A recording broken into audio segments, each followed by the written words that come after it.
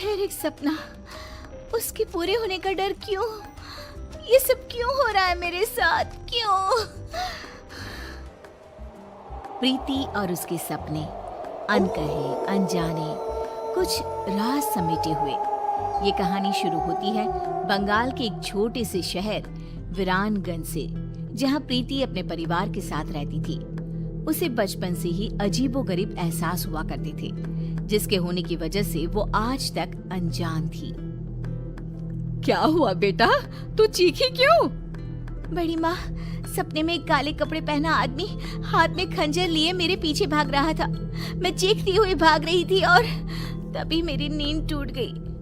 वो काले कपड़े वाला आदमी कौन होगा बड़ी माँ? ये सब कुछ नहीं होता बेटा, बस एक सपना था। वो इंसान है हम, तो सपने तो आएंगे ही ना। इन चीजों में दिमाग मत लगाया कर, सो जा। रूपा प्रीति को सांत्वना देकर कमरे से बाहर तो आ जाती है, पर उसका मन भी डर से भर जाता है। इतिहास अपने आप को दोहरा रहा है। हे देवी माँ, मेरी बच्ची की रक्षा करना। अगली सुबह प्रीति रोज की तरह कॉलेज के लिए निकलती है। रास्ते में उसकी नजर हूबहू वैसे ही आदमी पर पड़ती है जिसे उसने सपने में देखा था। उसका चेहरा बिल्कुल काला और आंखें लाल थी। वो अपनी आंखें बड़ी बड़ी कर प्रीति को देखता है। बड़ी माँ मानती ही नहीं है। लो, वही आदमी दिख गया। अब मैं क्या करूं? भगवान मेरी रक्षा करना। प्रीति जैसे ही ये बात कहकर पीछे मुड़ती है, वो आदमी अचानक ही गायब हो जाता है। मेरा हाथ, बहुत जलन हो रही है। प्रीति क्या देखती है कि उसके हाथ में हर तरफ नोचने के निशान थे। ये अचानक मेरे हाथों पर खरोच के निशान कैसे आ रहे हैं? लग रहा है किसी ने बेरहमी से नोचा है। बहुत दर्द हो रहा है। कॉलेज पहुंचते ही कोई क्रीम लगाती हूँ।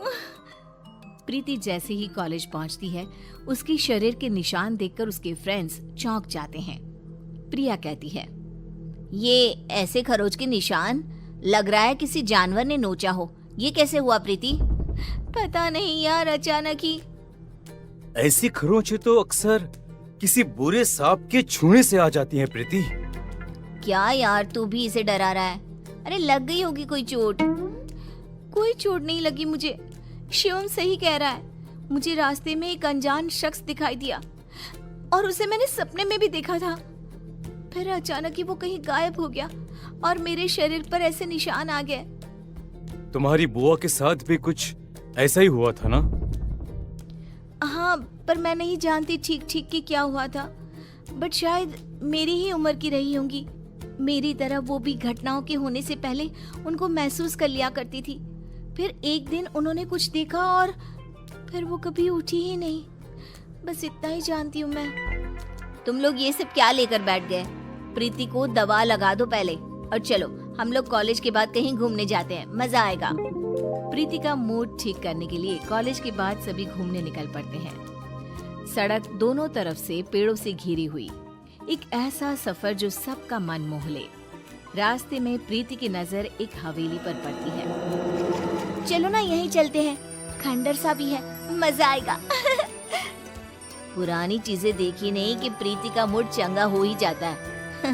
अच्छा है, चलो वहीं चलते हैं। तीनों गाड़ी से उतरकर उस हवेली में जाते हैं। 1912। 1912? ये क्या है? पता नहीं, दिमाग में ये नंबर आया। छोड़ो, मैं तो कुछ भी कहते रहती हूँ। अंदर चले। तीनों उस पुरानी हवेली के अंदर जाते हैं। प्रीति जैसे ही हवेली की दहलीज पर कदम रखती है, अचानक आंधी तूफान सा माहौल हो जाता है और तेज ठंडी हवा बहने लगती है। प्रीति के शरीर के खरोच के निशान वापस से हरे हो जाते हैं। ये निशान बहुत जल रहे हैं। मौसम के बदलते हुए रुख को देखकर सभी फौरन अंदर हवेली में चले जाते हैं। अंदर तीनों इधर उधर घूमने लग जाते हैं। तभी प्रिया के हाथ एक नेम प्लेट लगती है जिस पर 1912 ही लिखा हुआ था। प्रीति देख, इस नेम प्लेट पर क्या लिखा हुआ है? कर्णिका पैलेस 1912। तेरी बुआ का नाम भी तो कर्णिका ही था ना? हाँ, मतलब कि ये घर मेरा भी है। पर सबने आज तक ये छुपाया क्यों?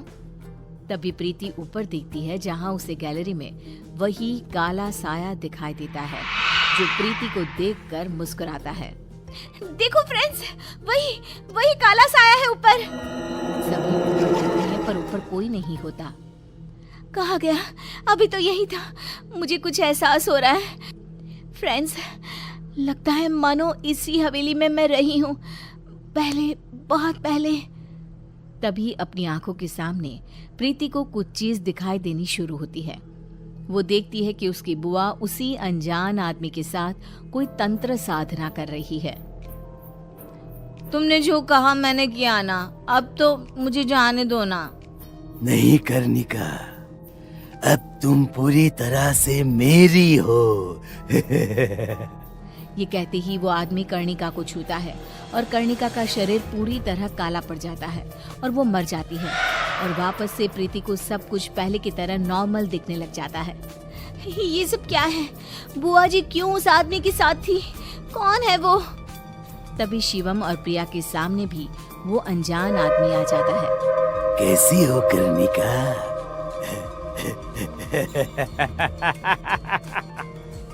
प्रीति के रूप में फिर से पैदा हुई तुम।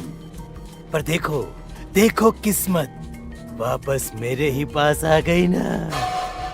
मैं कर्णिका? तुम्हारी बुआ कर्णिका।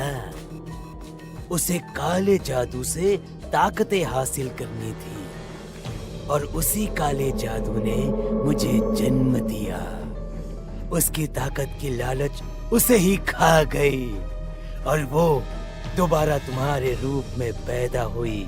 इसलिए तुम में बहुत सी शक्तियां हैं, पर अब तुम्हारे जाने का समय हो गया है प्रीति। वो कर्णिका थी, मैं प्रीति हूँ।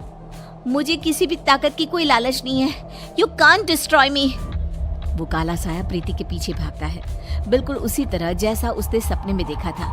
प्रीति भागती हुई ऊपर कमरे में खुद को बंद कर लेती है। आज मेरा सपना ही मुझे बचाएगा। प्रीति अपने सपने को याद करती हुई कमरे के एक कोने में पड़े एक मटके को निकालकर जमीन पर छोड़ देती है और साया गायब हो जाता है।